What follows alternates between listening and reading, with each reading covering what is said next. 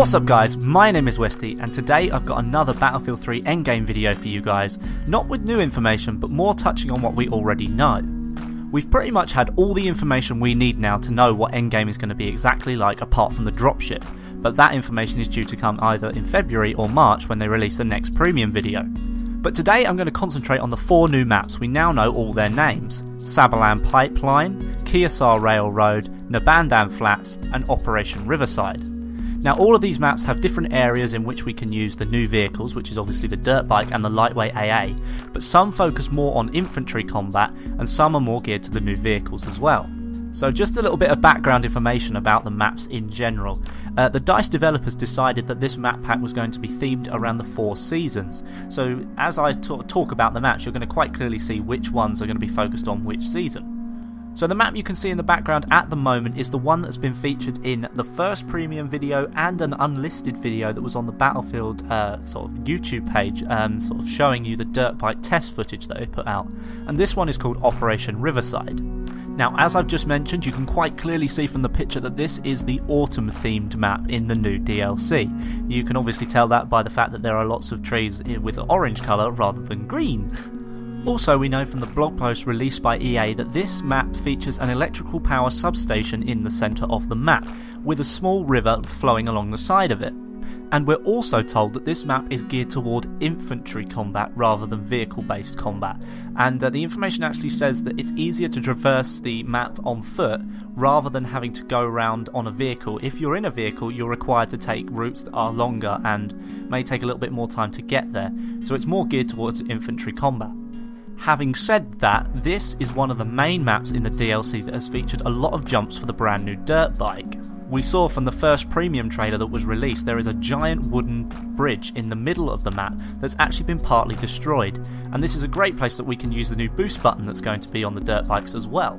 And finally, as a point, perhaps this is tied into all the maps really, I'll just say this now, that all game modes are supported for this. That means the new Capture the Flag game mode, the new Air Superiority mode, obviously Conquest, Rush, Squad Rush, Team Deathmatch and Squad Deathmatch. So pretty much every single game mode that you could think of is actually supported in this map, as with all other maps in this DLC as well. Now moving swiftly on to the second map is NEBANDAN Flats, which is actually the summer themed map for all of the DLC. As you can see from the picture in front of you, there's a giant warehouse which looks sort of like a mill maybe, or maybe some sort of factory.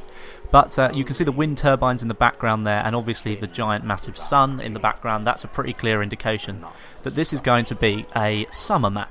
Now obviously the clue is in the title of the map, it's called Flats, so this basically means there's not going to be a lot of cover for sort of infantry based combat unless you're inside that giant warehouse there. So this map is geared specifically towards the vehicle warfare that you expect from Battlefield series. So this is going to be fun if you like driving around tanks, maybe scout helis. I'm not sure about attack helis, but I'm guessing that that's going to be in the Conquest version of this map. And of course, Capture the Flag, we're going to have scout helis in there as well. So this is going to cater towards pretty much any of the vehicles that you like to drive in the Battlefield series. And something else that is noted is that this isn't one of the maps that they built a lot of jumps for. But there are quite a lot of jumps included, it's just that we're told that we need to go and find them. They're not obvious, they are hidden, but they are there. So that's going to be quite fun to try and find. So here we are with the third map, and this is KIASAR Railroad, and this was one of the last to be released to the public in general view. And this is the screenshot that we're given. Now in the description in the blog post, this actually says it's the picturesque summer logging industry. But this more looks like a spring setting to me, because you've got NEBANDAN Flats, and that's obviously in the dead of summer with all the heat and everything like that. So for all intents and purposes, I'm calling this the spring map, but it's really the summer map. Now again, the clue is in the title with this map. There is a railroad running right through the centre of this map, and the description says that its main sort of purpose for being there is a covert weapon deliveries, which basically means, I think, that there's going to be maybe one base on one side and one base on the other, perhaps with sort of a station at either end. I'm not entirely sure. But what it does say is there's a lot of undulating terrain, which means there's going to be some big jumps on this map, and that makes me quite excited because obviously the dirt bike's pretty cool, and the jumps are the main part of it. But also it's going to give you a lot of cover if you're engaging in infantry combat. You can use sort of the landscape to hide behind and then flank round and obviously take out your enemy. And just a final note on that map as well, I did say that the jumps are going to be in this map, obviously with the undulating terrain, but again DICE have said that these jumps are more moulded to the landscape and aren't as obvious as the ones on Operation Riverside. And finally we come to the map that I'm most excited about, and that is the snow map, or the winter theme map, and that's SABALAN Pipeline. Now the main reason behind this map for DICE was that they saw an amazing reaction with Alborz Mountain from Armored Kill from the community, saying that they really enjoyed snow maps, and they got a lot of positive feedback from Alborz Mountain, and they thought they'd continue that into endgame. This one has a nice oil refinery in the middle of it, and it has a pipeline running all the way through the map. Now this reminds me of Port Valdez from Bad Company 2, and I did mention that it's a little bit like Operation Firestorm from the base game of Battlefield 3. But I think Bad Company 2 did really well for its snow maps, and I think this is modelled from Port Valdez, and I think that's a really good decision from DICE, and this is going to play out really well with the Battlefield community. Now in the description it does actually say that SABALAN Pipeline is going to be built for a mix of vehicle and infantry based combat, so it's going to be a lot like Operation Riverside, but apparently the roads and sort of the avenues that you're going to be using are a lot tighter and a lot narrower, so it's going to be key for you to control those areas if you want to control the bases on the map. We're told that there's a central base that is key to owning, because if you control that base there are main roads leading to all the other bases on the map, so if you control the central base it's going to be much easier for you to take the bases that are centered on the outside of the map.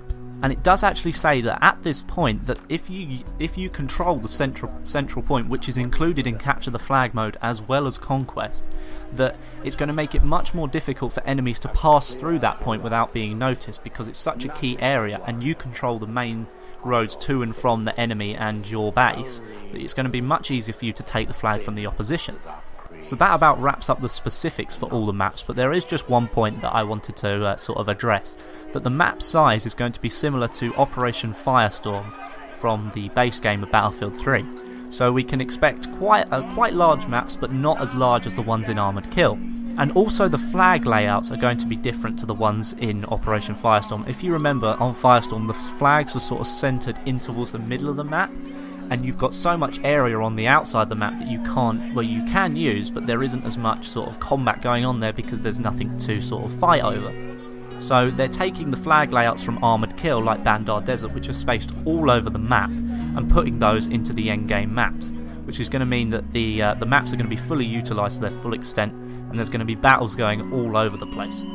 Right, that about wraps up this video, guys. I hope you're excited for endgame as I am.